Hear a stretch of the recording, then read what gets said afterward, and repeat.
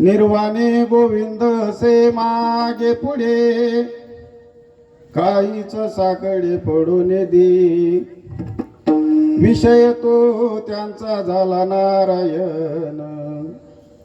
नावडे जनधन माता पिता. तुका म्हणे सत्य कर्मा व्यवसाय. घातली भय नरका जाणे. विषय तो त्यांचा झाला नारायण. नावडे जनधन माता पिता. महायोग पीठे तटी भीमरत्या. वरम पुंडरीकाय दातु मुनींद्रिहि. समागत्य तिष्ठन्तमानन्दकन्दं. परब्रह्मलिंगं भजे पांडुरंग.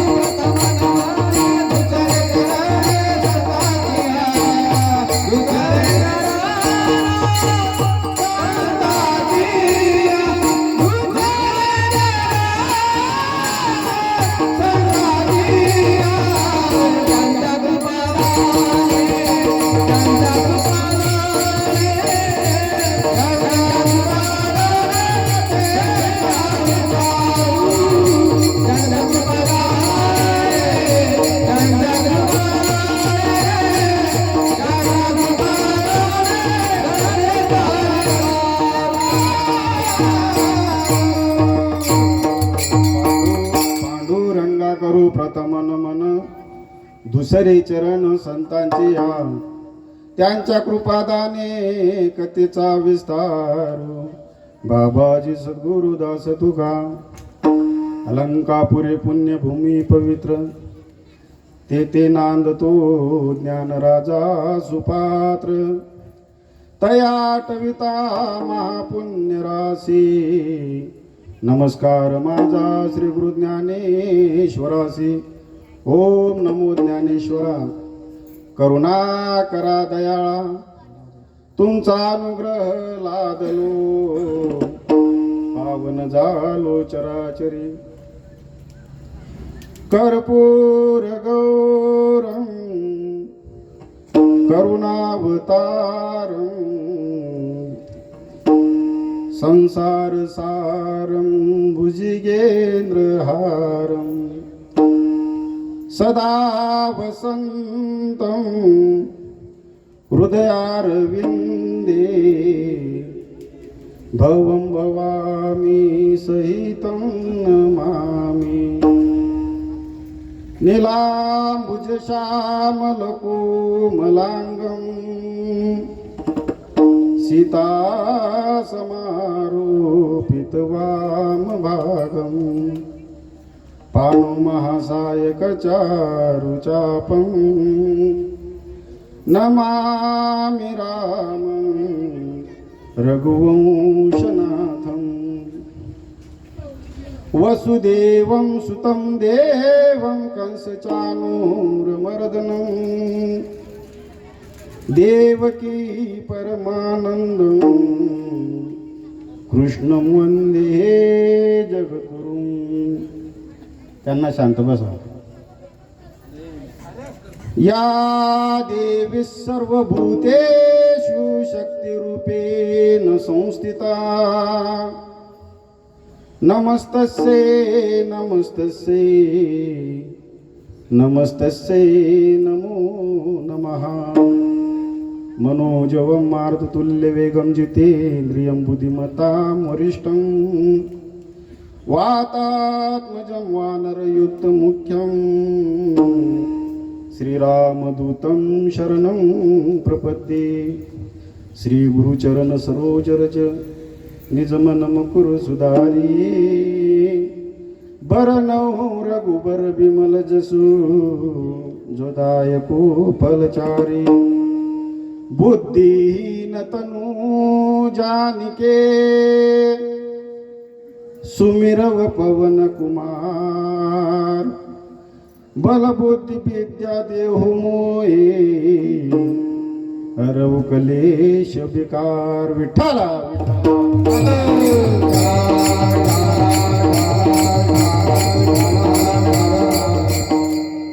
भक्त ऐसे जाना जे देही उदास गेले आशा पाश निवारोनी विषय तो त्यांचा झाला नारायण नावडे जनधन माता पिता. प्रस्तुत प्राप्त प्रसंगी सेवेसाठी घेतलेला अभंग विश्वमावली विश्वभूषण विश्वाधिकार संपन्न साधू श्री संत जगद्गुरु तुकोबाराय यांचा 4 चरणाचा अभंग सेवेसाठी घेतलेला आहे. अभंगावर काही विस्तृत चिंतन करण्यापूर्वी थोडासा परिहार द्यायचा तो असा. पंढरीश पांडुरंग परमात्म्याच्या कृपेने तथा साधू संतांच्या आशीर्वादाने. बाबांचं नाव भाऊसाहेब महाराज सद्गुरु गजानन महाराज यांच्या कृपा क्षेत्राखाली त्याचप्रमाणे गावातील भजनी मंडळ तसेच गावकरी यांच्या अनमोल सहकार्याने सुरू असलेला हा अखंड हरिनाम सप्ताह तथा रामायण कथा. रामायण कथेचे प्रवक्ते आहेत आमचे परमस्नेही परममित्र आदरणीय वाल्मिकजी महाराज मुक्ताईनगर यांच्या सुंदर अशा वाणीतून आपण रामकथा श्रवण केलेली आहे. त्याचप्रमाणे या कार्यक्रमाची शोभा वाढवण्यासाठी या ठिकाणी उपस्थित महाराज मंडळी आपण 7 दिवसापासून ऐकतच येत आहात, आहे का नाही? त्यामध्ये हरिभक्त पारायण आमचे मोठे बंधू आमचे अनिलजी महाराज गायनाचार्य हे सुद्धा या ठिकाणी उपस्थित आहेत. आणि आमचे लहान गुरुबंधू म्हणजेच लहान बंधू आमचे विश्वनाथ महाराज सुद्धा या ठिकाणी उपस्थित आहेत. आणि गावातील सगळेच बाळगोपाळ भजनी मंडळ, सुंदर असं भजनी मंडळ, तेही 7 दिवसापासून या ठिकाणी सेवा देत आहात. 7 दिवसापासून मी दुसऱ्यांना वाजवण्याचा प्रयत्न करत होतो.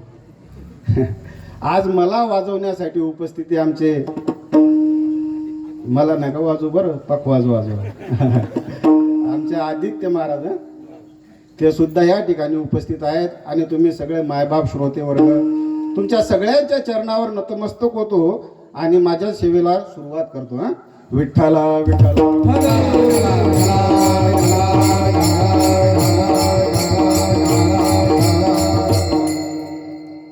अभंग श्री संत जगद्गुरु तुकोबारायांचा आहे. फार चरणाचा नाही आहे. मित्र फक्त बोलू नका बरं का, त्यांच्याकडे लक्ष असू द्या, त्यांना बोलू नका. त्यांना इकडे घ्या, त्यांना तुमच्यापाशी घ्या, नाही तर घरी आकला त्यांना विक्षेप होतो, दुसरं काही नाही. अभंग जगद्गुरु तुकोबरायांचा आहे. फार चरणाचा नाही, 4 चरणाचा आहे. आपण जर या देशाचा विचार केला तर 2 गोष्टी आपल्या लक्षात येतात. एक, आपल्या देशाची श्रीमंती आहे आपल्या देशातली ग्रंथ, आणि आपल्या देशाचा स्वाभिमान आहे आपल्या देशातली संत. श्रीमंती ग्रंथ आहे, आणि हा साठा आपल्या पूर्वजांनी आपल्यासाठी साठवून ठेवला. ग्रंथरूपी जो साठा आहे हा आपल्या पूर्वजांनी आपल्यासाठी साठवून ठेवला. हा साठा साठवत असताना आपल्या पूर्वजांना जेवढा त्रास झाला ना दादा, त्यापैकी आपल्याला इथं किंचित सुद्धा त्रास नाही. उदाहरणार्थ ज्ञानोबा आहे, तुकोबा आहे, आधी करून सगळे संत. या संत महात्म्यांना जेवढा त्रास झाला त्यापैकी आपल्याला थोडा सुद्धा त्रास आहे का? नाही. म्हणून देशाची श्रीमंती ग्रंथ आहे आणि देशाचा स्वाभिमान देशातले संत आहे. तुलसीदास जी कहते हैं, अगर इस दुनिया में संत ना होते तो ये ब्रह्मांड कब का जलकर भस्म हो जाता, आग लग जाती. पण एवढं विपरीत घडून सुद्धा सुरू चाललंय ना दादा, त्याचं कारण माझ्या ज्ञानोबा राय तुकोबा रायचे पुण्य. आज महाराष्ट्रातून कुठूनही दिंडी निघू द्या दादा, भजन एकच असतं, काय? ज्ञानोबा तुकाराम, ज्ञानोबा तुकाराम, ज्ञानोबा तुकाराम, ज्ञानोबा तुकाराम. संध्याकाळी गुलाबजाम. ज्ञानोबराय तुकोबराय म्हणलं की संध्याकाळी गुलाबजामुन मिळतात, बरोबर ना? ही ताकद आमची का? ही ताकद माझ्या ज्ञानोबराय माझ्या तुकोबरायाची आहे. म्हणून देशाचा स्वाभिमान देशातली संत आहे आणि श्रीमंती ग्रंथ आहे. पटवून देतो, भजन करा. विठाला विठाला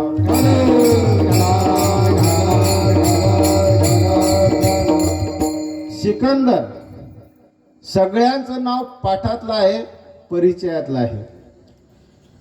सिकंदराने जगातले सगळे देश जिंकले, सगळे.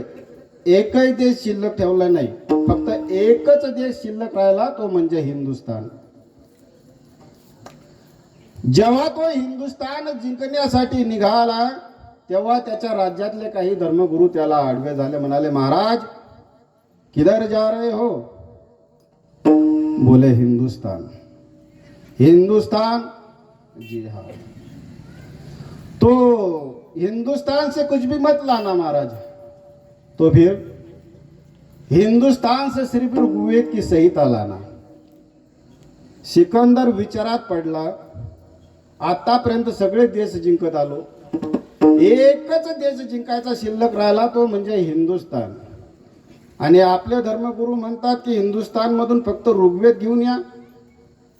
याचा अर्थ असा आहे, जगातल्या देशाची श्रीमंती एका बाजूला आणि हिंदुस्थानचा ग्रंथ ऋग्वेद एका बाजूला. निघाला सिकंदर सैन्य घेऊन, येऊन पोचला हिंदुस्तान मध्ये आणि विचारत फिरू लागला, ऋग्वेद किसके पास है? ऋग्वेद किसके पास है? ऋग्वेद किसके पास है? एकाने सांगितलं, महाराज ऋग्वेद पंजाब मध्ये आहे. सगळं सैन्य घेऊन सिकंदर पंजाब मध्ये येतो आणि त्याही ठिकाणी विचारत फिरतो. तिथेही एक जण सांगतो, महाराज इथून पुढे जा, उजव्या हाताला वळा, समोरच एक कौलारू घर आहे, त्या कौलारू घरामध्ये एक ब्राह्मण असतो, त्या ब्राह्मणाकडे ऋग्वेद आहे. सिकंदर आपलं सगळं सैन्य घेऊन त्या ब्राह्मणाच्या घरी जातो. ब्राह्मण घरीच बाहेरच बसलेला असतो. हा सिकंदर त्या ब्राह्मणाजवळ जातो आणि म्हणतो, क्या आप मुझे पहचानते हो? बोले नहीं. आपका शुभ नाम? बोले सिकंदर. बस सिकंदर म्हणल्याबरोबर ब्राह्मण उठून उभा राहिला. महाराज म्हणाला, महाराज आप और यहाँ? जी हाँ. क्या ऋग्वेद आपके पास है? जी हाँ. हमें चाहिए म्हणल्याबरोबर ब्राह्मण घाबरला, थरथर करायला लागला. आता हो म्हणावं तर आपल्या बापदादांनी कमवलेली इस्टेट ऋग्वेद हा सिकंदर एका क्षणात घेऊन जातो, आणि नाही म्हणावं तर सिकंदराच्या हातात तलवार आहे, एका क्षणात मुलग वेगळं करतो. पण ब्राह्मण होता महाराज, हुशार होता. सांगितलं, महाराज मैं इस वक्त आपको ऋग्वेद नहीं दे सकता, क्योंकि मेरा संध्या का समय हुआ है और संध्या के समय के वक्त मैं किसी को ऋग्वेद नहीं देता. आप सुबह आइए और ऋग्वेद लेके जाइए. हा ये सिकंदर होता. यानं आपलं निवडक सैन्य त्या ब्राह्मणाच्या घराच्या भोवताला पारेशी ठेवलं आणि सिकंदर आपल्या निवासस्थानी निघून गेला. इकडे त्या ब्राह्मणाला 17 वर्षाचा मुलगा होता. किती? 17 वर्षाचा मुलगा. त्या मुलाचा हात धरला आणि आत घरामध्ये घेऊन गेला.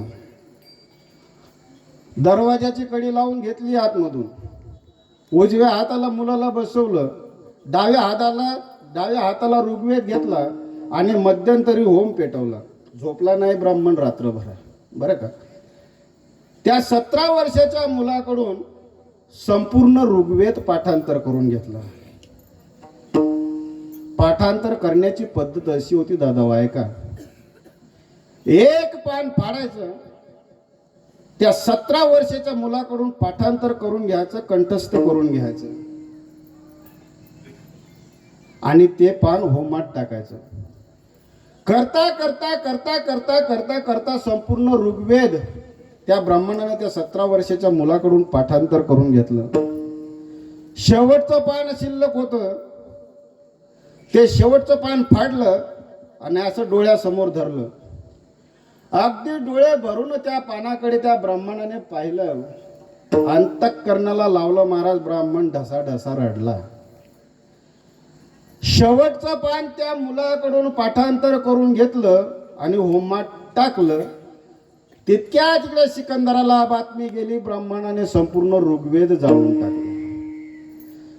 धावत आला सिकंदर, लात मारली, बुटासहित दरवाजा मोडला, तलवार काढली आणि जोरात ओरडला, ब्राह्मण धोखा दिया है तूने हमें. जी हाँ महाराज, पूरा का पूरा ऋग्वेद जला दिया. जी हाँ, मेरे बाप दादा की जायदाद थी, जला दी. फिर भी मैं अपना वचन संभालूंगा महाराज. क्या बकवास कर रहे हो? पूरा का पूरा ऋग्वेद जला दिया और ऊपर से कहते हो मैं अपना वचन संभालूंगा. कैसे वचन संभालोगे? जी हाँ महाराज, ये मेरा 17 साल का बेटा है, एकलौता एक वारिस है मेरे कुल का, शादी नहीं ना हुई इसकी अभी. ये बेटा मैं आपको दे सकता हूं महाराज, पर मैं ऋग्वेद आपको नहीं दे सकता. एकुलता एक मुलाची बळी गेली तरी चालेल, पण मी माझ्या देशाचे श्रीमंती ऋग्वेद देणार नाही. याला आपल्या देशाची श्रीमंती म्हणतात. विठाला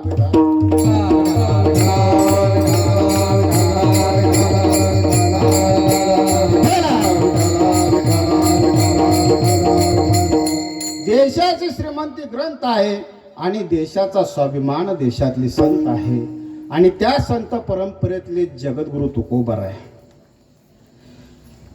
जगद्गुरु तुकोबराय समाजाचं सिंहलोकन केलं तेव्हा तुकोबरायांना 3 प्रकारचे लोक दिसले, सत्वगुणी, रजोगुणी आणि तमगुणी.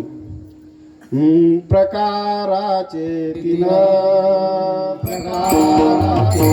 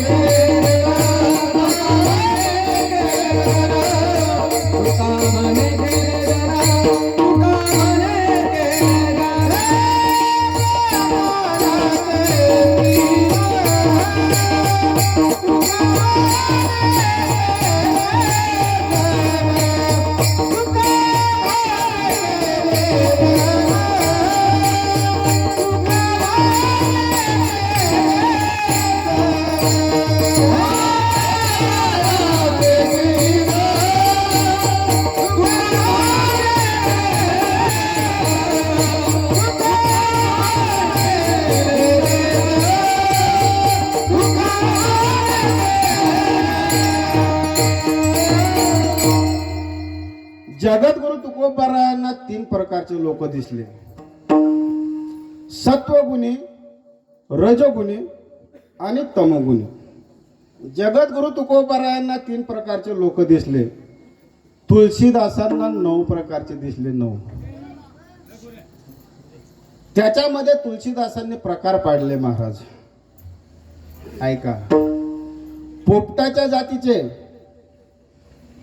कोकिळाच्या जातीचे, मोराच्या जातीचे, राजहंसाच्या जातीचे, बगळ्याच्या जातीचे, कावळ्याच्या जातीचे, घुबडाच्या जातीचे, बेंडकाच्या जातीचे आणि माशीच्या जातीचे. किती झाले?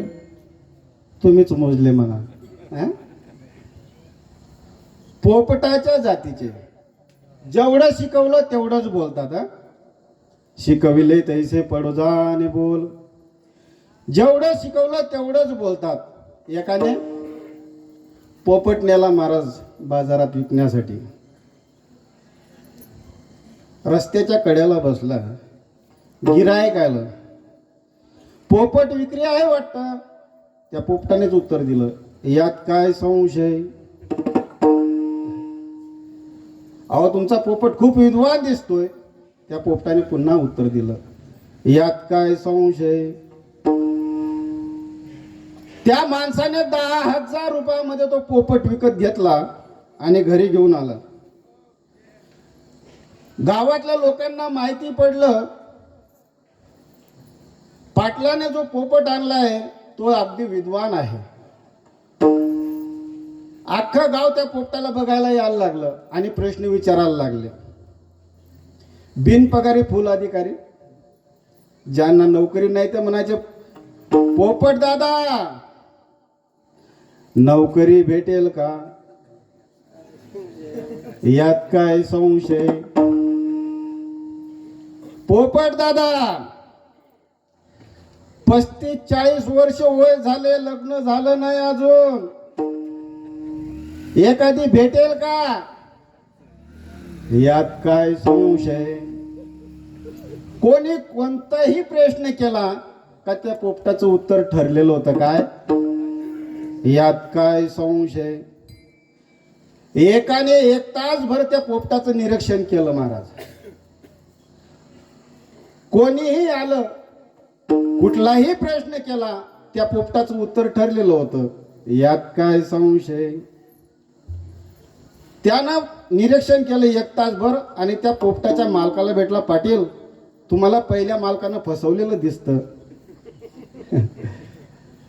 त्याच पोपटाने उत्तर दिलं, यात काय संशय. पाटील तुमच्या पोपटासारखा मूर्ख पोपट दुसरा कोणताच नाही, यात काय संशय. सांगायचं तात्पर्य एवढंच आहे, जेवढं शिकवलं तेवढंच बोलतात. यांना पोपटाच्या जातीचं म्हणतात. कोकिळाच्या जातीचे गोड बोलून समाज आपलंसं करतात, यांना कोकिळाच्या जातीचं म्हणतात. मोराच्या जातीचे दुसऱ्याच्या आनंदात आनंद. आकाशात ढगांची फळी दाटली की मोर जसा पिसारे फुलवून नाचतो, म्हणजे दुसऱ्याच्या आनंदात आनंद. मुलगा होतो राम भाऊला आणि पेढे वाटतो काशीराम. घ्या पेढे राम भाऊला मुलगा झाला, दुसऱ्याच्या आनंदात आनंद.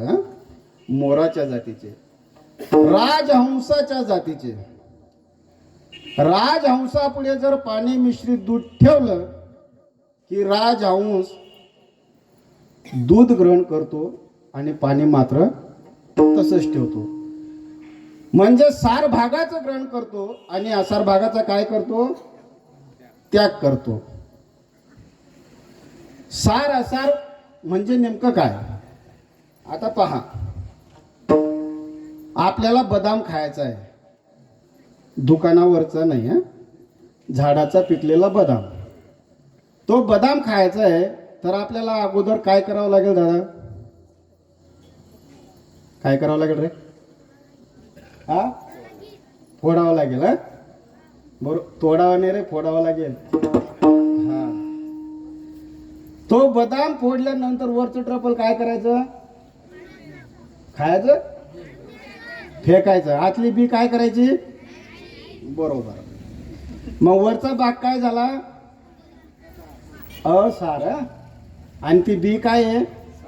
सार. बदाम खायचं झालं तर वरचं फेकायचं, आतलं खायचं. खारका खायची झाली तर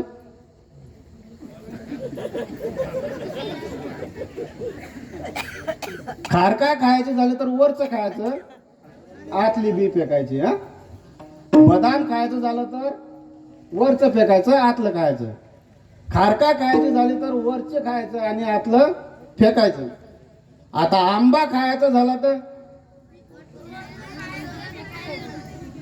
ठरवून घ्या तुम्ही काय सांगायचंय ते. वरचं फेकायचं, आतली जी कोळ आहे तेही फेकायची आणि मधला जो गाभा आहे तो चाखायचा. बरोबर. बदाम खायचं झालं तर वरचं फेकायचं, आतलं खायचं. खारका खायची झाली तर वरचं खायचं, बोला ना रे, आतलं फेकायचं. आंबा खायचं झालं वरचंही फेकायचं, आतलंही फेकायचं आणि मधला रस. हा, आणि पेढा खायचं झालं तर वरचंही फेकायचं, मधलंही फेकायचं. मग काय ढेकळं खायचे का? पूर्ण खायचं. हा, पेढा हा संपूर्ण सार आहे. तसा जाणता परमार्थिक श्रोता जन्माला आल्यानंतर सार भागाचं ग्रहण करतो. मग सार भाग नेमकं तरी काय आहे? फलकट तो संसार येते सार भगवंत पक्वंचे.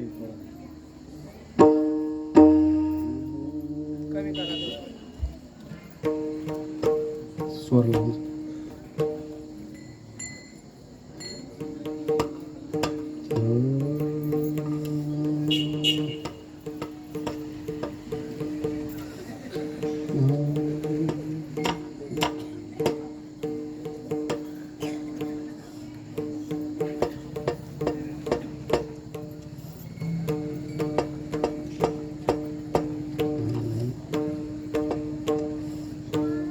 बस.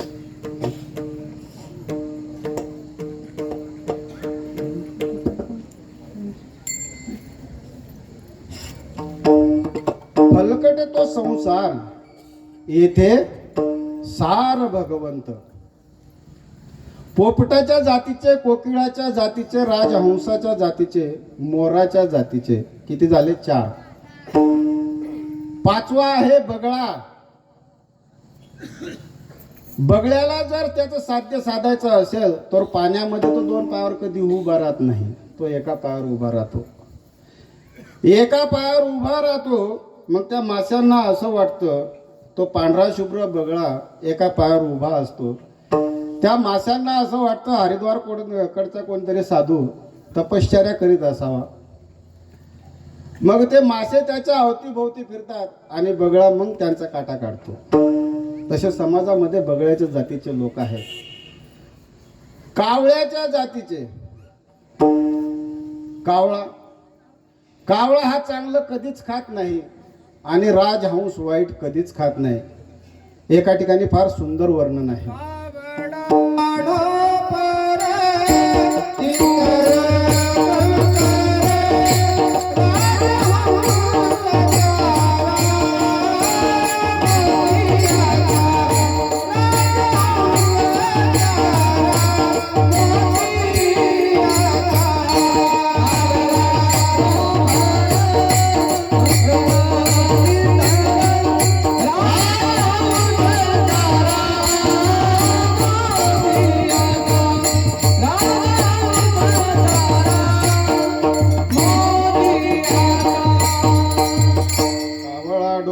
इतर कंकर राजहंस चारा मोतियाचा. कावळा हा चांगलं कधीच खात नाही आणि राजहंस वाईट कधीच खात नाही. आज माझ्या भाग्याने या ठिकाणी बराचसा तरुण वर्ग या ठिकाणी उपस्थित आहे आणि तरुण वर्ग म्हटलं की आपल्या अंतःकरणामध्ये त्यांच्यासाठी खूप मोठी जागा आहे. मग काही म्हातारे माणसं म्हणतील, महाराज आम्ही जाऊ का उठून? नाही. तरणा भाग्यवंत नटे हरी कीर्तनात. या तरुण बांधवांना माझी विनंती आहे, तसे सगळ्यांना माझी विनंती आहे, या कावळ्याच्या जातीच्या लोकांपासून सावध राहत जा. त्याचं कारण, दोन भावाचं का जर चांगलं चाललं की मध्ये कावळा आलाच समजा. मध्ये कावळा आलाच समजा. एक भाऊ गेलेला असतो तालुक्याच्या गावाला काही कामानिमित्ताने, आणि एक भाऊ गेलेला असतो बारा धरण्यासाठी शेतामध्ये. मग हा काय करतो? कोण? कावळ्याच्या जातीचं. आपल्या खिशातले पैसे खर्च करून गाडीमध्ये पेट्रोल टाकून तिथे जातो. कुठे? जिथे एक भाऊ बारा धरत असतो तिथे. बांधावर जातो, आवाज देतो, बाळासाहेब, अहो बाळासाहेब. पाटील तुम्ही? हो. काय नोकर आहे का काय त्याचा? कोणाचा? तुझ्या भावाचा. काय झालं? अरे काय झालं म्हणजे काय? तो कांजीची टोपी घालून, इस्त्रीचे कडक कपडे घालून तालुक्याच्या गावाला फिरतोय आणि तू बस इथं बारा धरत. मग काय करू? अरे घे अर्ध अर्ध वाटून. कावळ्याच्या जातीचं. पण एक लक्षात घ्या दादा, तुमचा भाऊ तुमचा वैरी असेल, तुमचा दुश्मन असेल, तुमच्याशी गोड बोलत नसेल, पण तुमच्या भावाला गुप्त गोष्ट सांगितल्या वाचून राहू नका. याच्या उलट तुम्हाला सांगतो, काय? तुमचा भाऊ तुमचा दुश्मन असेल, तुमच्याशी गोड बोलत नसेल, तुमचा वैरी असेल, पण गुप्त गोष्ट भावाला सांगितल्या वाचून राहू नका. याच्या उलट सांगतो तुम्हाला, तुमची पत्नी तुमची कितीही आवडीची असेल, कितीही गोड बोलणारी असेल, कितीही प्रेम करणारी असेल, पण गुप्त गोष्ट बाईला सांगायचं नाही. मी नाही सांगत. चाहे भाई कितना भी बैरी हो, उसे भेद छुपाना ना चाहिए. चाहे पत्नी कितनी भी प्यारी हो, उसे भेद बताना ना चाहिए. आणि हे जर तुम्हाला पटत नसेल तर आता घरी गेल्यानंतर तुमची गोष्ट एखादी सांगून पहा. सकाळी उठून त्यांचा प्रचार चालू. तुम्हाला म्हणून सांगते, तुम्हाला म्हणून सांगते, तुम्हाला म्हणून सांगते, ना अख्ख्या गावाला सांगत फिरते. हा दोष तुमचा नाही. तुम्हाला एकाने श्राप दिलेला आहे, आशीर्वाद मात्र तिघांनी दिलेला आहे. 77 वर्ष झाले तुमच्या गावाला सत्याची परंपरेला, आणि हे असं वातावरण असतं ना, या सत्याला काही उपयोग नाही महाराज. पहिल्या दिवसापासून पाहतोय आम्ही, खूप विक्षेप करतात पोरं इथं. आहे उलट उत्तर भेटलंच पाहिजे. तुम्हाला श्राप आहे एकाचा, आशीर्वाद तिघांनी दिलेला आहे. सोमाने, गंधर्वाने आणि अग्नीने, या तिघांनी तुम्हाला आशीर्वाद दिला. सोमाने आशीर्वाद दिला, तुम्ही दिसायला सुंदर दिसाल. गंधर्वाने आशीर्वाद दिला, तुमचा आवाज सुंदर राहील. आणि अग्नीने आशीर्वाद दिला, तुम्हाला दहाकता कमी भासेल. म्हणून स्वयंपाक घरामध्ये जेवढ्या महिला माता दम काढतात तेवढा पुरुष वर्ग काढत नाही.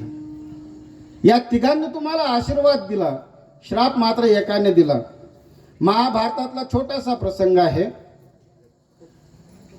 अर्जुनाने कर्णाला मारलं. पाचही भाऊ आपल्या आईला सांगण्यासाठी गेले. चला इकडे पहा.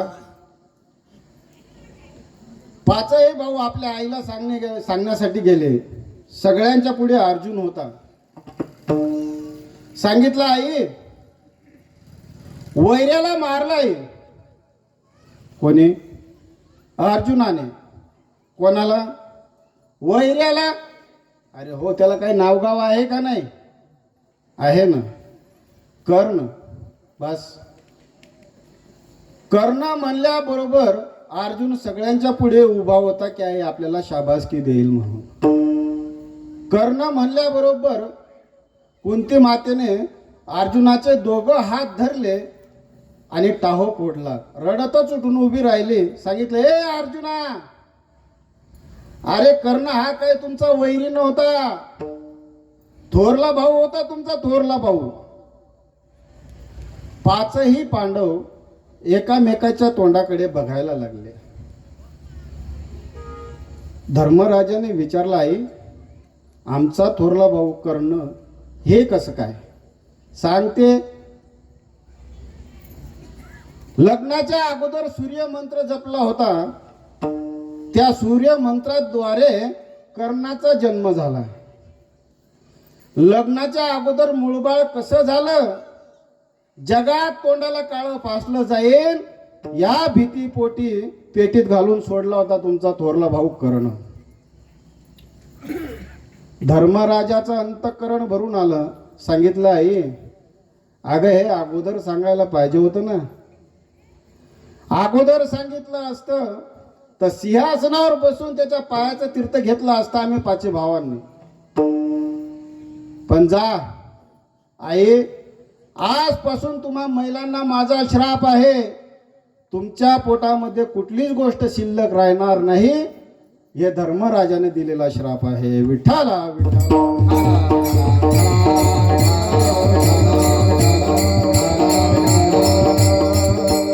हे तिथून वाढत गेला आपलं. कुठून? घे अर्ध अर्ध वाटून कावळ्याच्या जातीचं. पण तिथे जरी इमानदार भाव वाचला, तो हाताच्या बाळ्यावरती करतो, म्हणतो, पाटील वयामानानं तुम्ही माझ्यापेक्षा जास्त भरता म्हणून जाऊ देतो. लहानपणी माझे आई वडील वारले, कोणीच नव्हतं. माझ्या भावाने माझा सांभाळ केला, लहानचं मोठं केलं, माझं शिक्षण पूर्ण केलं, मला पदवीधर बनवलं. मला नोकरी लागली नाही, त्याच्यात माझ्या भावाचा काय दोष? पण पाटील, पूर्वेचा सूर्य पश्चिमेला उगवेल, पण मी माझ्या भावाची साथ मरेपर्यंत सोडणार नाही. याला म्हणतात बंधुप्रेम. विठ्ठला आणि हे शिकायचं असेल त्याच्यासाठी रामायण कथा, त्याच्यासाठी भागवत कथा, त्याच्यासाठी कथा कीर्तन. हे कथा कीर्तन करायचे कशासाठी? टाइमपास. कथा कीर्तन हे परिवर्तनाचं साधन आहे महाराज. म्हणून ह्या कावळ्याच्या जातीच्या लोकांपासून सावध राहा. चला पुढे घुबडाच्या जातीचे. हे नालायक तर म्हणतात देवच झाला नाही, ते राम मानायला तयार नाही. ते म्हणतात रामच झाला नाही. हे झाले, यांचा बाप झाला आणि यांचा आजोबा झाला. ते राम मानायला तयारच नाहीत. एकाने मुंबई सारख्या सिटीमध्ये मुलगा पाठवला महाराज शिकण्यासाठी. बऱ्याच ते मुलगा अगदी पदवीधर झालं आणि बऱ्याच वर्षानं घरी आलं आणि बापालाच म्हणालं, तू माझा बाप नाही. बाप आदरला ना महाराज. अरे मी तुझा बाप आहे, पुरावा काय? आता मी असं विचारतो, आता या मुलाने पुरावा दिल्यावरच तो बाप सिद्ध होईल का? अरे तो बाप मुळात आहेच. तसे हे घुबडाच्या जातीचं लोक म्हणतात राम झाला, याला पुरावा काय? अरे आमचा राम होता, आमचा राम आहे आणि आमचा राम राहणार आहे. घुबडांची मीटिंग ठरली महाराज. घुबडांची कशासाठी? की जगात सूर्य नाही याच्यासाठी. आता घुबडांची मीटिंग काही दिवसा नसते, रात्री 12 वाजता मीटिंग ठरली. सगळे घुबडे एका ठिकाणी जमा झाले. त्याच्यातलं एक म्हातारं घुबड अध्यक्ष बनवलं. 12:30 वाजता बरोबर अध्यक्षाचं आगमन झालं. सगळे घुबडे उठून उभे राहिले. अध्यक्षाच्या स्वागतामध्ये स्वागत वगैरे केलं आणि मग सभेला सुरुवात झाली. कारण जगातले सगळे लोक म्हणतात जगात सूर्य आहे, जगात सूर्य आहे, जगात सूर्य आहे. आहे का रे सूर्य? आता तिथं काही माणसं नव्हते, सगळे घुबड. एका वाक्यात उत्तर दिलं सगळ्यांना, नाही नाही नाही. प्रस्ताव पास झाला. जगात सूर्य नाही. आता मी तुम्हाला विचारतो, असे घुबडं एका ठिकाणी किती आले आणि त्यांना सांगितलं की जगात सूर्य नाही म्हणून जगात सूर्य नाही का हो? अरे सूर्य होता, सूर्य आहे आणि सूर्य राहणार आहे. तसा आमचा राम होता, आमचा राम आहे आणि आमचा राम राहणार आहे. विठ्ठल विठ्ठल.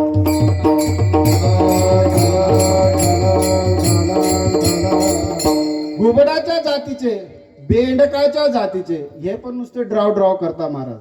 हे फक्त तोंडातच राहता, यांच्याकडून काही होत नाही. एक जण बायको पुढे तलवार फिरवायचा, मारून टाकीन, तोडून टाकीन, तलवार फिरवायचा. एक दिवस बाईने संतापात सांगितलं, युक्रेन सारखं युद्ध चालू होतं, सांगितलं जा 10-5 मुंडके तोडून आणा. हे खरंच गेलं, 10-20 हात तोडून आणले. बायकोने पाहिलं, का हो तुम्ही खरंच हात तोडून आणले? ते म्हटले तू नाही का सांगितलं माना तोडून आण? हो मी माना तोडून आणायला सांगितलं होतं, तुम्ही हात आणले. तो म्हटला माना अगोदर तोडून नेलेल्या होत्या. बेंडकाच्या जातीचे हे नुसते ड्रॉ करता. माशीच्या जातीचे वाटीवर वाटी, वाटीवर वाटी, वाटीवर वाटी बासुंतीची. वाटीवर वाटी, वाटीवर वाटी, वाटीवर वाटी, आणि शेवटच्या घोटाला माशी पोटात जाते आणि सगळ्या वाट्या बाहेर काढते. आता मी विचारतो तुम्हाला, ज्या माशीने पोटातून बासुंदी बाहेर काढली त्या माशीचा काही फायदा आहे का? बरं, ज्याच्या पोटातून बाहेर निघाली त्याचा काही फायदा नाही.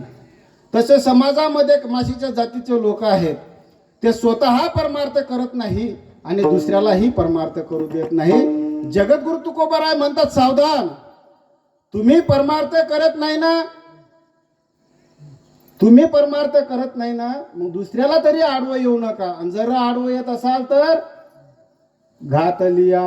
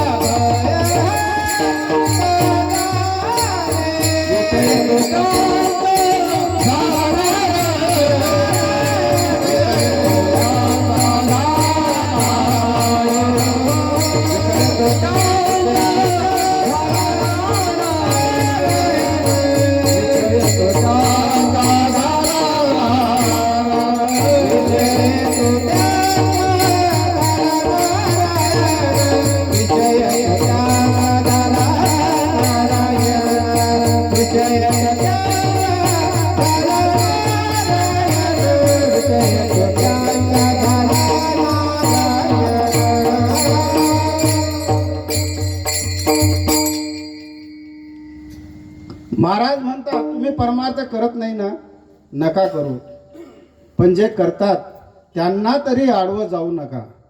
आडवं जात असाल तर घातलिया भय नरका जाणे. आजच्या कीर्तनातून एवढं घरी घेऊन जा महाराज, एवढं घरी घेऊन जात जा, म्हणजे जोडे चपला नका नेऊ बरं. हो. आणि दररोज कीर्तनामधून काही ना काही घरी घेऊन जात जा. घरी घेऊन जात जा म्हणजे काही ना काही सिद्धांत घरी घेऊन जात जा. आजच्या कीर्तनातून एवढा सिद्धांत घरी घेऊन जा.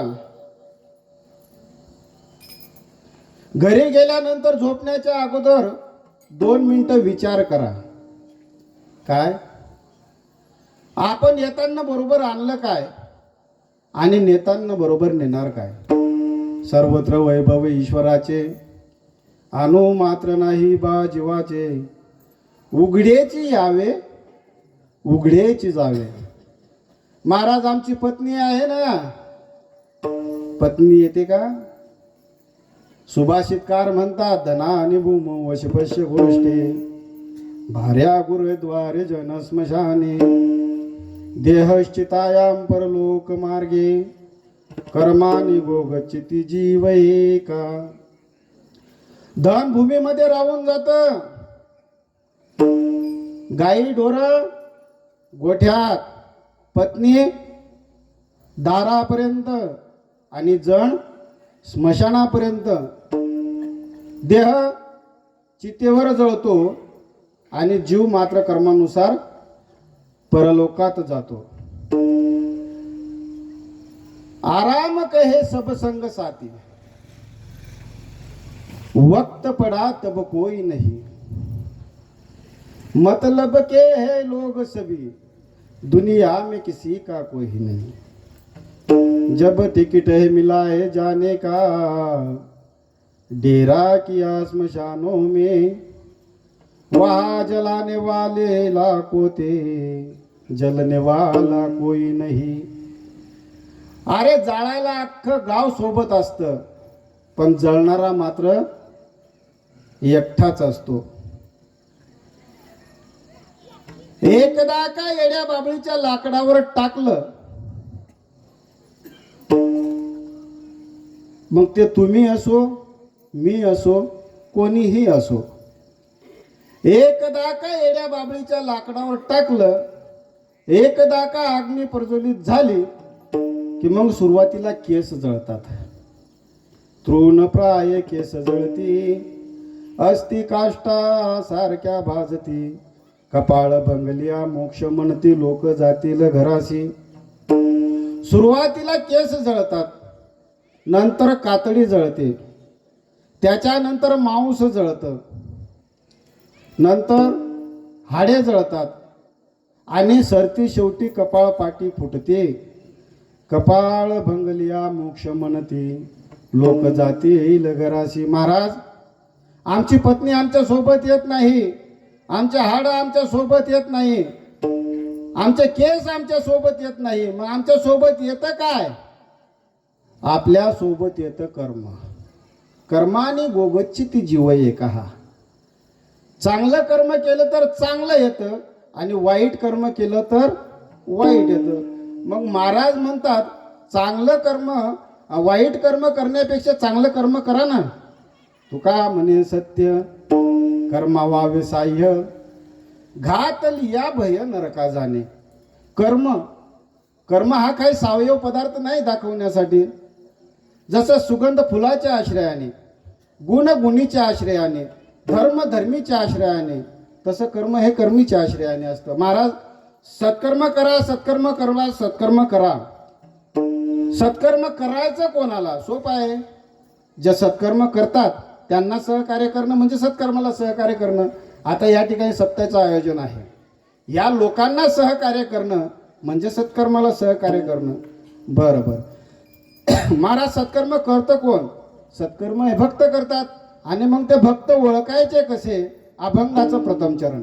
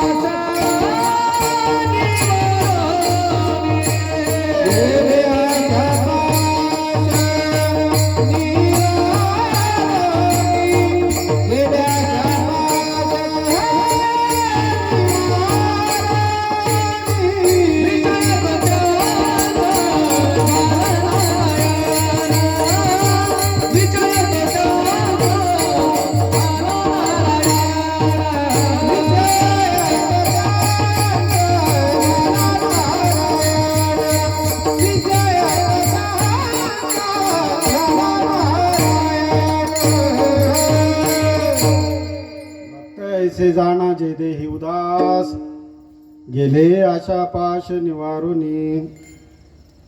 एक राजा, त्याच्या राज्यामध्ये तो नेहमी दुःखी असायचा महाराज. कारण तो रोगग्रस्त होता. संसारातलं कुठल्याही प्रकारचं सुख त्याच्या नशिबात नव्हतं. उदास होता एकदम. एक दिवस, आणि संसार म्हटला की भोग भोगण्यासाठी शरीर चांगलं पाहिजे महाराज, तर संसार करण्यात मजा. एक दिवस शिकारीसाठी जंगलात निघाला. साधू भेटला जंगलामध्ये. सगळ्या समस्या साधूला त्या राजाने सांगितलं. साधूला दया आली. साधूने काय केलं, ग्लासभर दूध घेतलं आणि त्याच्यामध्ये राख टाकली आणि ते दूध राजाला पिण्यासाठी दिलं. राजाने ते दूध घेतलं आणि राजाचा रोग बरा झाला. राजा पुन्हा राज्यामध्ये आला आणि राज्य सांभाळायला लागला. राज्य सांभाळत असताना तो सगळ्या प्रकारचे भोग भोगायला लागला. बरेच दिवस झाले राजाला दुर्बुद्धी झाली. साधूने आपल्याला एक ग्लासभर दूध दिलं राख टाकून पिण्यासाठी. आपला रोग गेला. आपण सगळे भोग भोगायला लागलो. साधू किती भोग भोगत असेल. दुर्बुद्धी झाली. विचारायला जावं म्हणून राजा निघाला. आता साधू अंतर्यामी. साधूने ओळखलं राजा आपल्याकडे कशासाठी येतोय म्हणून. राजा आला. राजा आल्याबरोबर साधूने राजाला सांगितलं, राजा तुझा हात दाखव बरं. लोक म्हणतात आम्ही 12 गावाचं पाणी पिलोय, पण साधू ना महाराज 1200 गावाचं पाणी पिलेले राहतात.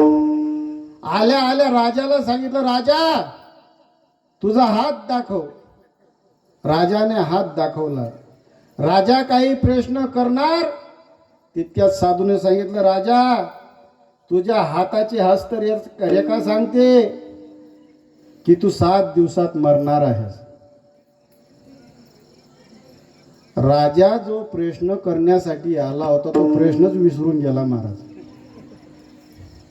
उदास झाला. तसाच राज्यामध्ये वापस आला. त्याला नाही बायकोमध्ये चित्त लागत, ना मुळाबालांमध्ये, ना राज्यामध्ये, ना सैन्यामध्ये, ना कशामध्ये, कशातच त्याचं चित्त लागत नाही. 7 दिवस झाले. 8वा दिवस उगवला. राजाला आनंद झाला. साधूचा शब्द खोटा ठरला. साधूने सांगितलं होतं तू 7 दिवसात मरणार आहेस. आज 8वा दिवस आहे.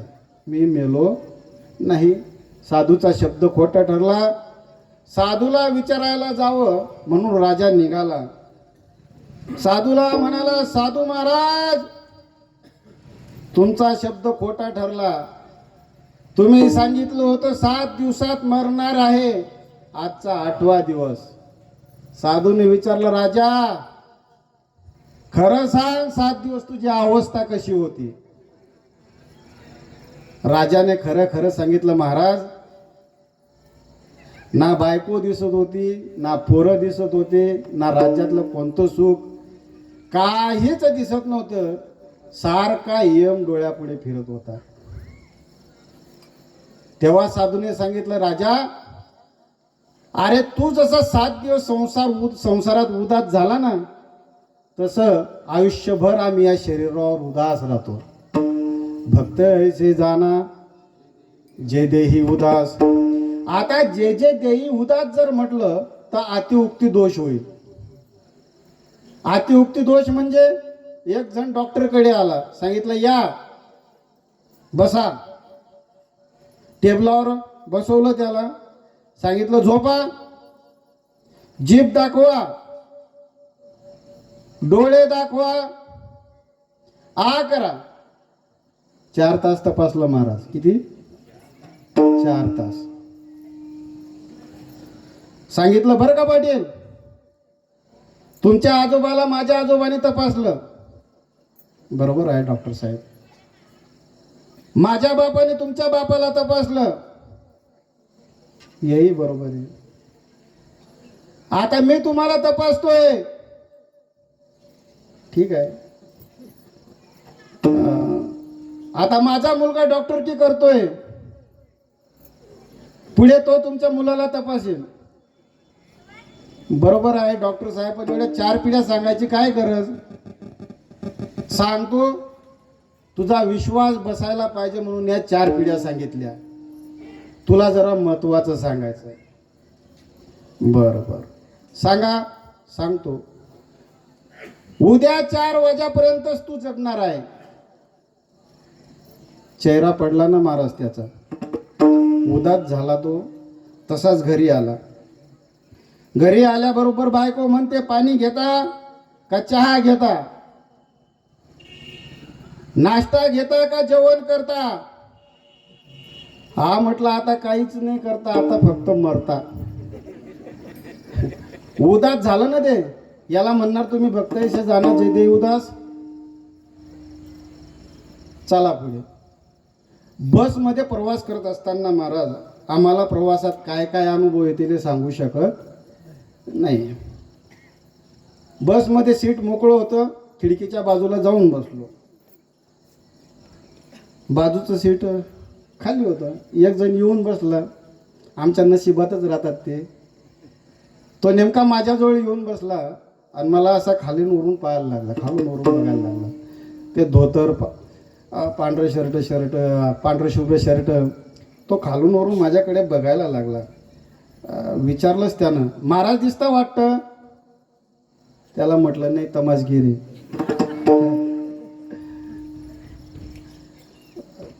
त्याच्या तोंडाचा भपकारा आला महाराज. उपरनं आपल्या सोबत राहतं, उपरनं घेतलं, तोंडाला लावलं, खिडकीकडे तोंड करून उभं राहिलो, बसून राहिलो. बस सुरुवात झाली. 10-15 मिनिटं झाले. त्याला काय झालं कोणास ठाऊक, तो माझी मांडी खाजायला लागला. त्याला म्हटलं, का रे बाबा माझी मांडी का खासतो.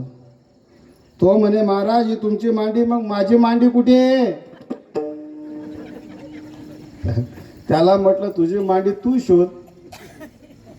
याला म्हणणार तुम्ही भक्ताईसे जाना जे दे उदास. एक जण भर रस्त्यात उन्हाळ्याचे दिवस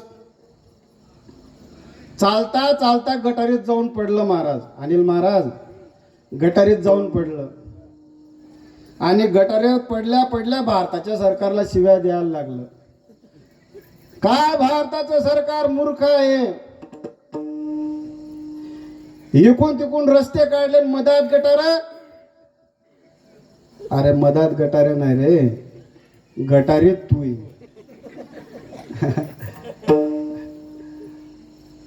1-2 वाजेचा टाइम महाराज, कडक ऊन. आणि एक प्राणी असा आहे त्याला जास्त उष्णता सहन होत नाही. तुमच्याकडे आहे का डुक्कर? हा, त्याला जास्त उष्णता सहन होत नाही. हा जिथे पडला होता त्या गटारीत, ते डुक्कर पण तिथंच गेलं आणि लोटांगण घ्यायला लागलं, तिथं लोळायला लागलं. आणि ते डुक्कर ह्या माशाईलाच पाठ लावून बसलं. हा एका कानीवर पडलेला होता, डाव्या हाताच्या. बराच वेळ झाला, याची डावी कुस दुखून आली. मग उजव्या साईडला असा फिरायला लागला, हात उचलला आणि डुकराच्या पाठीवर अशी थाप टाकली आणि ते डुक्कर पुढे सरकलं. ते डुक्कर पुढे सरकलं आणि याच्या हातामध्ये शेपूट आली. ते पडले पडले त्या डुकराला म्हणतं, गंगे. आता ती काय गंगी होती का? पडले पडले त्या डुकराला म्हणतं, गंगे. रोज बुचडा घालत होती म्हणे, आज कस काय वेणी घातली. त्या डुकराला. याला म्हणणार का तुम्ही भक्त ऐसे जाना जय दे उदास. अरे नका दारूच्या नादी लागू, नका दारूच्या नादी लागू. याला म्हणणार तुम्ही भक्त ऐसे जाना जय दे उदास. आणि हे सोडा महाराज, पतिदेव असतो, पतिदेव असतो, पतिदेव असतो. 4 वेद, 6 शास्त्र, 18 पुराण सांगतील पतिदेव असतो. पतिदेव असतो, पण पतिदेव हा पेत नसतो, आणि जो पेत असतो तो देव नसतो. आहे का नाही? नका दारूच्या नादी लागू. याला तुम्ही म्हणणार नाही भक्त ऐसे जाना जय देव उदास. म्हणून पुढचं निर्दोष सोडवण्यासाठी पुढचं वाक्य वापरलेलं आहे, गेले आशा पाश निवारुनी. इथे एक पाश सांगितलेला आहे, आशा पाश, पण पुढचे सगळे घ्यायचे. अहम पाश, पुत्र पाश, स्वजन पाश, ग्रह पाश, द्रव्य पाश, दारा पाश आणि आशा पाश. अहम पाश. जगद्गुरु तुकोबारायांनी एवढी मोठी गाथा लिहिली, तरी तुकोबाराय म्हणतात, आपुल्या बळे नाही मी बोलत, सखा पांडुरंग वाचा त्याचे. अहम पाश, पुत्र पाश. जगद्गुरु तुकोबारायांना मुलगा झाला म्हणून आनंद नाही, आणि मुलगा मरण पावला तरी दुःख नाही. मुलगा झाला म्हणून काय पेढे नाही वाटत बसे जगद्गुरु तुकोबाराय. घ्या पेढे, घ्या पेढे. मुलगा झाला आणि मरण पावला तरी दुःख नाही. पुत्र पाश. स्वजन पाश. बायकोचा भाऊ आलेला होता घरी, जेवायला बसले, स्वयंपाकात मीठ नव्हतं, सांगितलं नाही. स्वजन पाश. ग्रह पाश. जाळूनी संसार बैसवलो अंगणी. द्रव्य पाश. शिवाजी महाराजांनी नजराणा पाठवला. महाराज म्हणतात, काय दिला ठेवा, आम्हा विठ्ठलची व्हावा. दारापाश.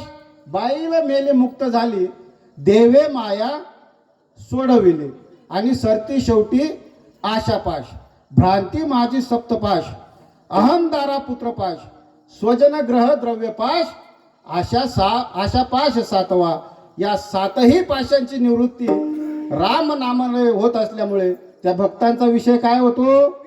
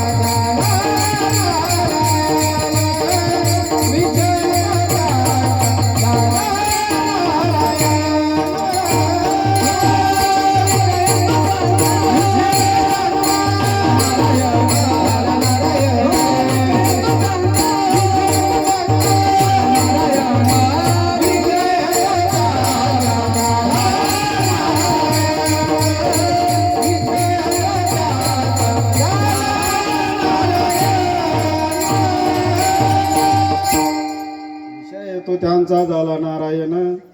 नावडे जन धन माता पिता. एकदा का त्यांचा विषय नारायण झाला की त्यांना जन आवडत नाही, त्यांना धन आवडत नाही, ना आवडे माता ना आवडे पिता. जन का आवडत नाही. तुम्ही कसेही वागा, लोक नाव ठेवतात. कसंही वागा.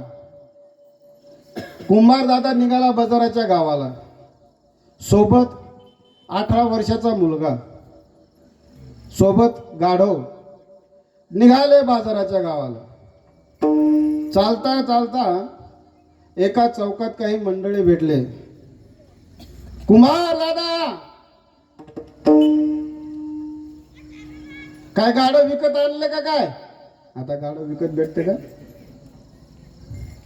म्हटले नाही, घरचं आहे. अरे मग कोणतरी बसा ना त्याच्यावर. मुलगाही पायी चालवला, स्वतःही पायी, कोणीतरी बसा त्याच्यावर. मुलगा म्हटला बाबा तुमचं वय झालेलं आहे, तुम्ही बसा गाडवावर, मी चालतो पायी पायी. आता मुलाचं काय चुकलं का? नाही, तर बापाला बसवलं गाडवावर, स्वतः पायी चालायला लागला. चालता चालता पुन्हा काही महाशाही भेटले. ए म्हाताऱ्या, अरे पिकलेलं पान हे गळूनच पडणार आहे ना. तरणा बांड मुलगा पायी चालवला, स्वतः गाडवावर जाऊन बसला. उतर खाली. पटकन खाली पडला महाराज आणि मुलाला वरती बसवलं. चालले पुन्हा प्रवासाला लागले. पुन्हा काही भेटले. ए कार्ट्या, हाडाचे काढ रक्ताचं पाणी केलं असेल ना तुझ्या बापानं तुझ्यासाठी. स्वतः नवरदेवासारखा गाडवावर जाऊन बसला. उतर खाली. उतरलं खाली. बाबा तुम्ही बसलेत तरी बोलतात, मी बसलो तरी बोलतात. आता असं करू ना, दोघंचे दोघं बसू. दोघंचे दोघं बसले. 4.5 फूट गाडव 2.5 फूट झालं. कसंही वागा, लोक नाव ठेवतातच. म्हणून जन न आवडे धन का न आवडे. तुका म्हणे धन धनासाठी देती प्राण. धनही न आवडे. न आवडे माता, न आवडे पिता. महाराज हे वाक्य आवडलं बुवा आम्हाला. न आवडे माता, न आवडे पिता. आता सकाळी उठतो, सगळे मायबापांचं कासोडं बांधतो आणि चंद्रभागेमध्ये नेऊन सोडतो. थांबा, कोणते मायबाप न आवडे? अहो जे परमार्थात सहाय्य करतात ते मायबाप मात्र आवडे. मग कोणते मायबाप न आवडे? जे परमार्थाला आडवे येतात ते मायबाप न आवडे. मग कोणी कोणी कोणाकोणाचा त्याग केला? प्रल्हादे जनक, विभीषण बंधू, राजमाता निंदू भरते केला. प्रल्हादाने आपल्या बापाचा त्याग केला, आहे का नाही? प्रल्हादे जनक, विभीषण बंधू. हनुमंतराय पूर्वी लंका जाळून चालले गेले. मग इकडे रावणाने सभा घेतली. सभेमध्ये विषय घेतला का रे, एकटं वानर आलं आणि सगळी लंका जाळून निघून गेलं. आता याच्यावर काय केलं पाहिजे? तेव्हा काही राक्षस मिशांवर हात फिरायला लागले, कोणी मांडीवर थाप ठोकायला लागलं. म्हणाले महाराज हम मर्द बैठे है. विभीषण हसला. विचारलं रावणाने, विभीषणा हसायला काय झालं? दादा आता म्हणतात हे हम मर्द बैठे हे. एकटं वानर आलं, अशोक वाटिका जाळली, तुमचा अक्षय नावाचा मुलगा मारला, तुमची दाढी जाळली. तेव्हा कुठे गेले होते? आता म्हणतात हम मर्द बैठे. मग विभीषणा तुला काय म्हणायचं याच्यावर? ऐकणार दादा माझं? हो सांग ना. रिघाल्या श्रीराम शरण, कोटी कुळाचे उद्धरण. तुमचाही वाचेल प्राण कुंभकर्ण, जगेल. लात मारली महाराज बुटासहित विभीषणाला. विभीषणाने भावाचा त्याग केला. तेव्हापासून विभीषण बंधू, राजमाता निंदू भरते केला. आहे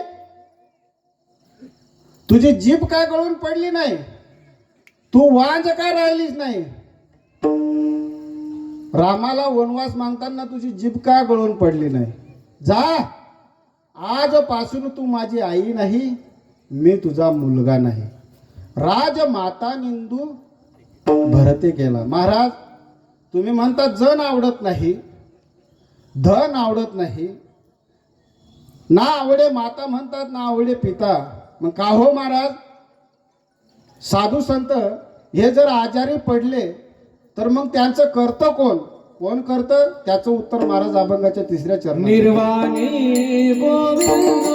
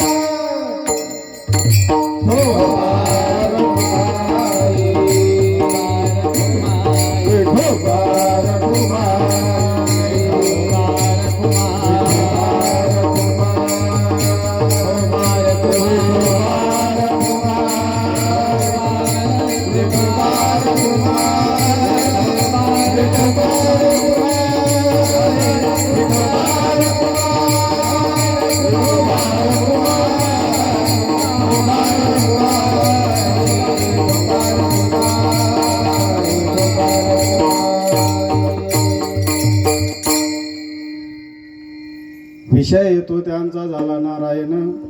नावडे जन धन माता पिता, निर्वाणे गोविंद असे मागे पुढे, काहीच साकडे पडो निधी. एकदा का त्यांचा विषय नारायण झाला मग त्यांना काहीच आवडत नाही. एकदा काय झालं, कीर्तनाला गेलो महाराज,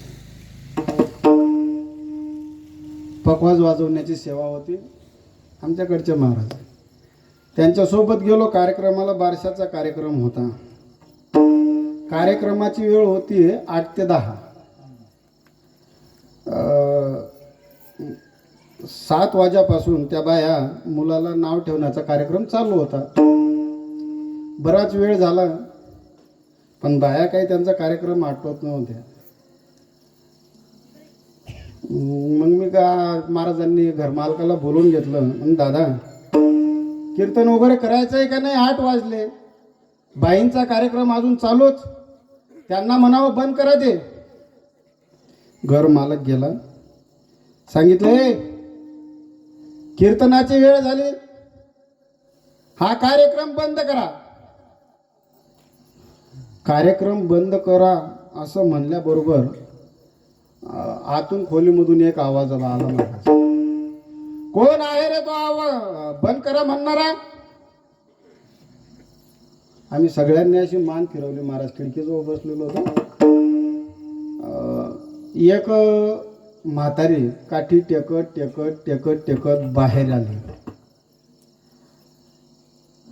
तिला धड चालता येत नव्हतं.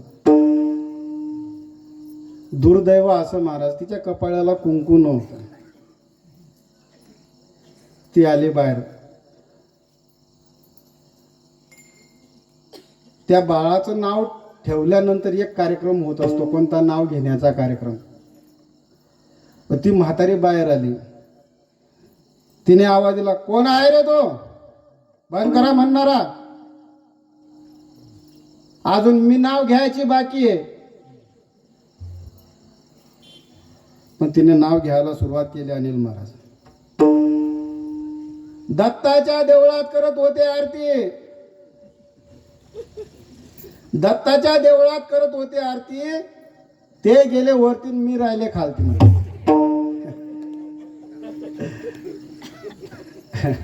काय नाव घेतील लोक सांगू शकत नाही. एका बाईने नाव घेतलं, खोक्यात खोका, अगरबत्तीचा खोका.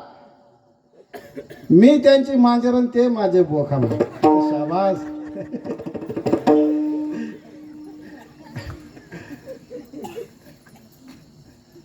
एक पकवाजा होता महाराज. तुमचं झालंय का?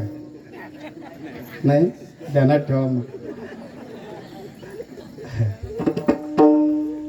त्यानं नाव घेतलं. गणपती बाप्पाच्या कृपेने आलं मला वाजवायला. गणपती बाप्पाच्या कृपेने आलं मला वाजवायला. टिंब टिंबचं नाव घेतो, झुकेगा नाही साला. हा, ते दोघांकडून पाहून आलेलं होतं. एकचदा पत्नी आपल्या नवऱ्याचं नाव घेते, तर आयुष्यभर पती तिचा सांभाळ करतो. अरे मग ज्याचा विषयच नारायण झाला, तो देव का झोपा काढतो का? मग निर्वाणी गोविंद असे मागे पुढे महिन्याचे वारकरी बाबा नेहमी वारीला जायचे पंढरपूरला. एक दिवस नातू मागे लागला, बाबा मला तुमच्या सोबत पंढरपूरला यायचंय. बाबा, वारकरी बाबा म्हटले, अरे बाळा तुझी शाळा आहे. नाही बाबा, मला तुमच्या सोबत यायचं. अरे तुझा बाप रागवेल तुझ्यावर. नाही बाबा, मला काही सांगू नका, मला तुमच्या सोबत पंढरपूरला यायचं म्हणजे यायचं. बरं ठीक आहे, मी याला पंढरपूरला घेऊन चाललो. नातवाला सोबत नेलो वारकरी बाबाने. महाद्वारामध्ये गेले. भगवान पांडुरंग परमात्म्याच्या समोर त्या मुलाला उभं केलं. वारकरी बाबांनी सांगितलं, देवा पांडुरंगा, अरे माझ्या कुळात हे बाळ जन्माला आलं देवा. आता भविष्यात माझ्याकडून वारी होत नाही होत, पण माझी परंपरा हा मुलगा चालवेल. त्या मुलाला कमरेत धरलं आणि देवाच्या पायावर ठेवलं. तिथून 2-4 वाऱ्या त्या मुलाने त्या बाबासोबत केलं आणि वृद्धापकाळाने त्या वारकरी बाबाचा मृत्यू झाला. पुढे बापासोबत त्या मुलाने पुन्हा 4-5-6 वर्ष वारे केले. त्याचे वडीलही थकले, तेही वारले. असं करता करता आता ते मुलगा, आता तो 90 वर्षाचा म्हातारा झाला, पण वारी नाही चुकला. चालता येत नव्हतं म्हणून एखादी शेजारी माणूस घ्यायचा, त्याचं भाडं भरायचं आणि पंढरपूरला जायचं, पण वारी चुकू द्यायचं नाही. पंढरपूरला गेल्यानंतर तिथला नियम प्रदक्षिणा आहे का नाही, इंद्रायणीची आंघोळ. प्रदक्षिणाला महाराज चांगल्या माणसाला कमीत कमी 1 ते 1.5 तास लागतो, आहे का नाही. परिक्रमा करायला 1 ते 1.5 तास लागतो. बाबाला 3 तास लागायचे. किती? 3 तास. पण परिक्रमा करायचा. एक दिवस मुखदर्शनाच्या बारीला लागले आजोबा. लाईनीमध्ये उभे लोक टाक्का उंच करून देवाचं दर्शन घेत आहेत. वारकरी बाबा तिथपर्यंत आले जिथे भगवंताचं मुखदर्शन होतं तिथपर्यंत. तिथं आले, देवाचं चेहरा पाहिला आणि वारकरी बाबाने टाहो फोडला. रडतच वारकरी बाबा खाली बसले. ढसाढसा रडायला लागले. लोक जमा झाले. विचारलं, बाबा गावाकडून काय दुःखद बातमी मिळाली काय? नाही. मग तब्येत बरोबर नाही? व्यवस्थित आहे. मग काय झालं? सांगतो ना देवाला. काय श्रद्धा राहते महाराज, काही काही वारकरी सांगतो देवाला म्हणून लोकांनी वारकरी बाबाला डायरेक्ट गाभाऱ्यात सोडलं भगवंताच्या. ते साखळदंडीनं बांधलेले ते लाकूड असतं तिथपर्यंत वारकरी बाबा गेला. भगवंताला हात जोडले आणि देवाला साकडं घातलं. देवा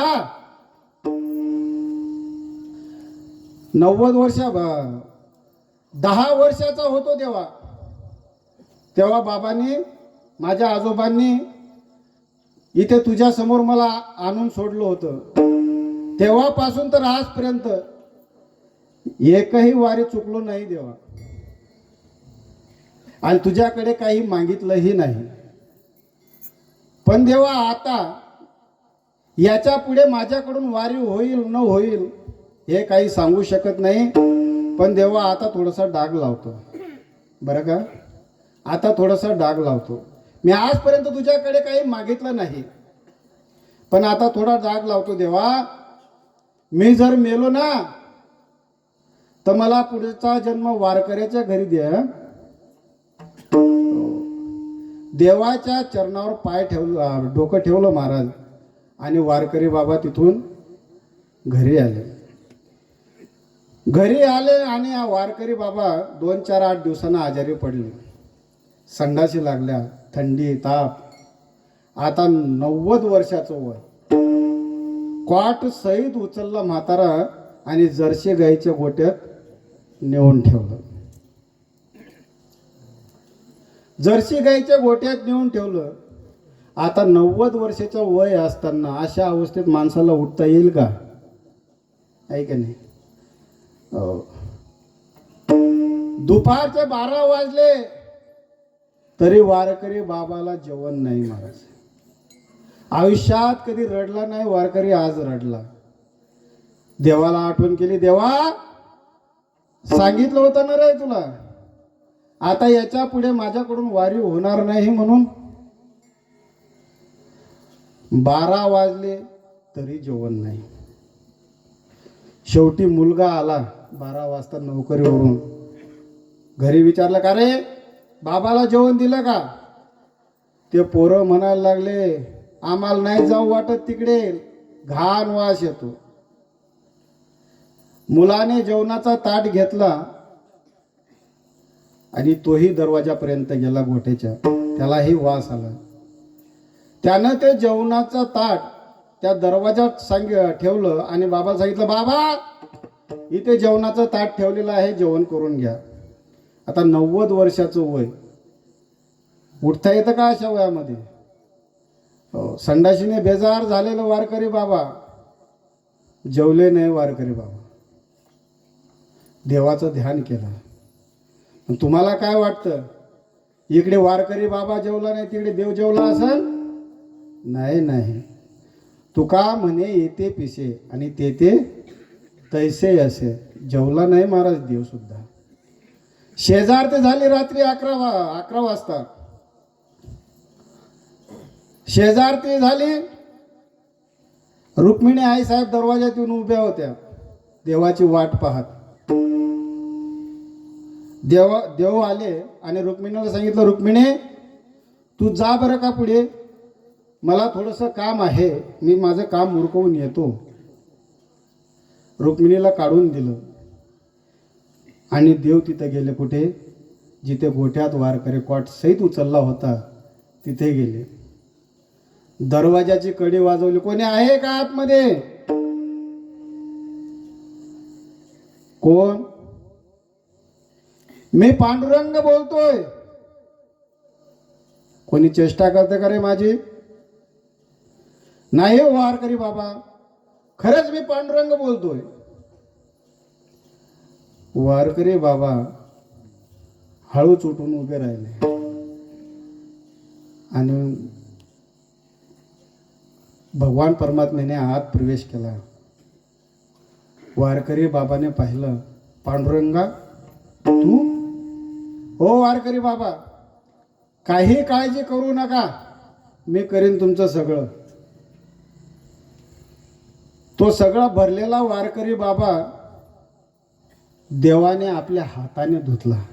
बरं का, वारकरी बाबाला स्वतः देवाने धुवून काढलं महाराज.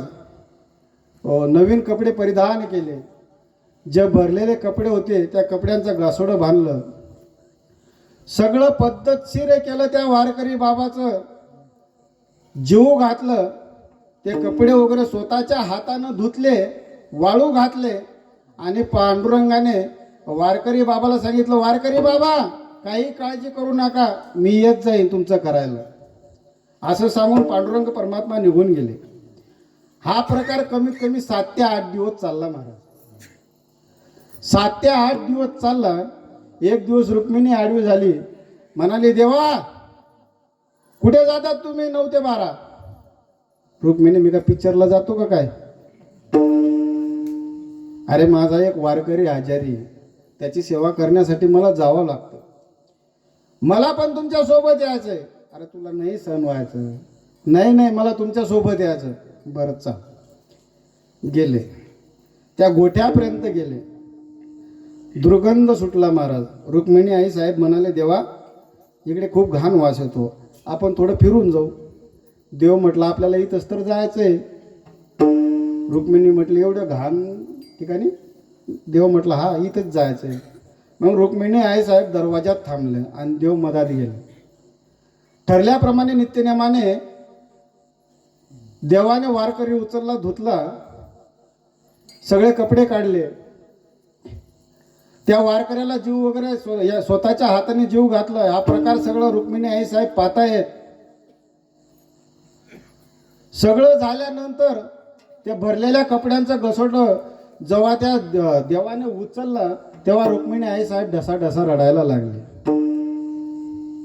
अश्रू अनावर झाले महाराज. सांगितलं, देवा एखादी आई आपल्या बाळाचं करत नाही, एवढं तुम्ही त्या 90 वर्षाचं म्हाताऱ्याचं करतायत. सांगायचं तात्पर्य एवढंच महाराज, ज्यांचा विषय नारायण झाला त्यांचा देव काय करतो? सांभाळ करत असतो. निर्वाणी गोविंद असे मागे पुढे काहीच साकडे पडून येते, पण केव्हा विषय येतो त्यांचा झाला नारायण नावडे जन धन माता पिता ज्ञानेश्वर माऊली.